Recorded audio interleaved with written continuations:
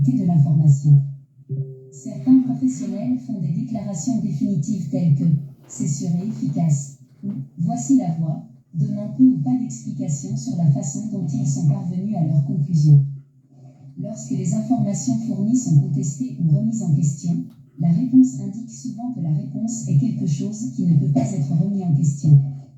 Le CDC a récemment modifié sa définition de l'immunité et du vaccin 10,11, permettant aux injections de traitement Covid-19 actuelles de correspondre à la définition. Ceci est un exemple de mesure prise lorsque vous permettez à votre conclusion de pointer vers votre preuve. D'autres professionnels qualifiés ont fourni d'autres informations pendant cette pandémie. Ce n'est pas ce qui eût été leurs résultats, mais comment ils sont arrivés à leurs résultats en quoi nous croyons.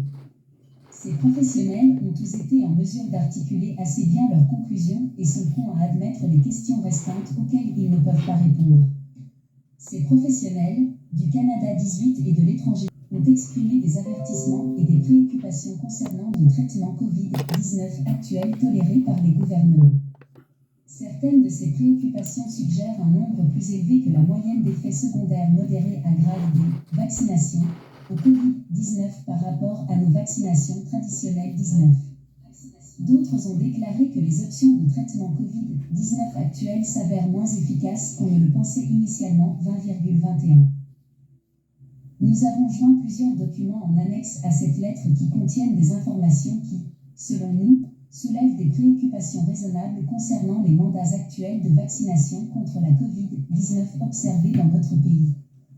Nous vous encourageons à examiner attentivement les documents et les travaux auxquels chaque document fait référence. Bien que nous comprenions que nous avons fourni beaucoup de matériel, ce qui prendra du temps et des ressources à lire, nous pensons que le fait qu'il y ait autant de preuves s'opposant au déploiement obligatoire des traitements Covid-19 actuels est une raison suffisante pour prendre nos inquiétudes sérieusement.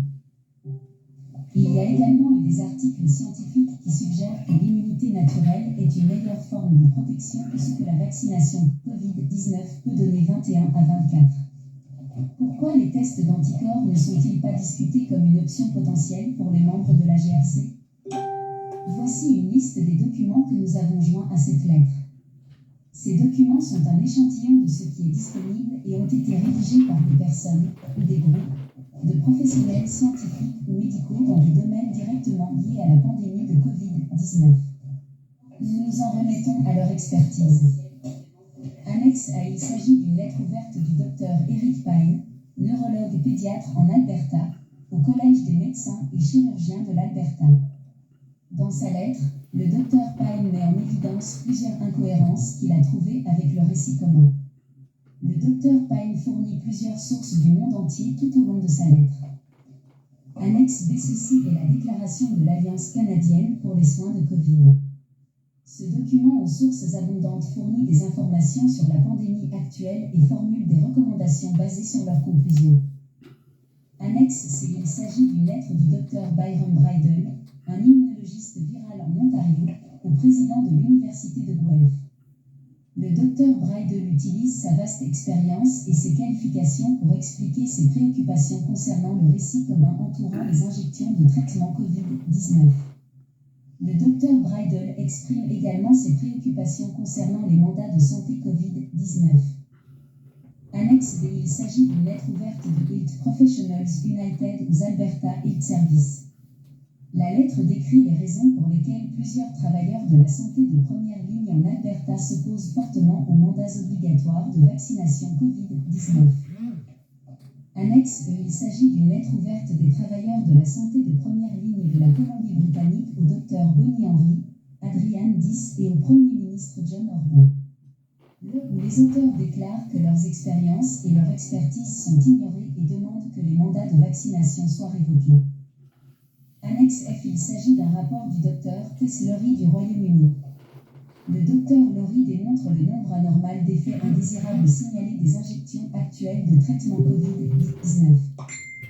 Annexe G, il s'agit d'un rapport complet comparant l'immunité naturelle au Covid-19 par rapport à l'immunité induite par un vaccin. Il était composé de plusieurs scientifiques de l'Ontario et de la Colombie-Britannique. La censure. Nous ne sommes pas contre les vaccinations et nous essayons d'aider notre pays à traverser cette pandémie. Nous voulons participer d'une manière qui est sûre pour notre bien-être physique et mental. Nous pensons qu'il est essentiel que les gens participent avec un consentement éclairé en comprenant tous les risques de ce à quoi ils sont invités, ou dans ce cas forcés, à participer. En tant qu'agents de police expérimentés, nous nous sommes habitués à ce que les médias nous présentent de manière négative ou à ce que les médias déforment le résultat d'un incident policier. Il serait peu ou pas surprenant pour nous d'apprendre qu'une agence médiatique a mal rapporté un incident. Cependant, il était surprenant pour nous d'apprendre que plusieurs de ces scientifiques et médecins, qui remettaient en cause les informations alimentant les mandats de traitement Covid-19, parlaient également de censure. En tant qu'enquêteurs expérimentés, nous savons qu'il est de notre responsabilité de présenter tous les faits disponibles au public par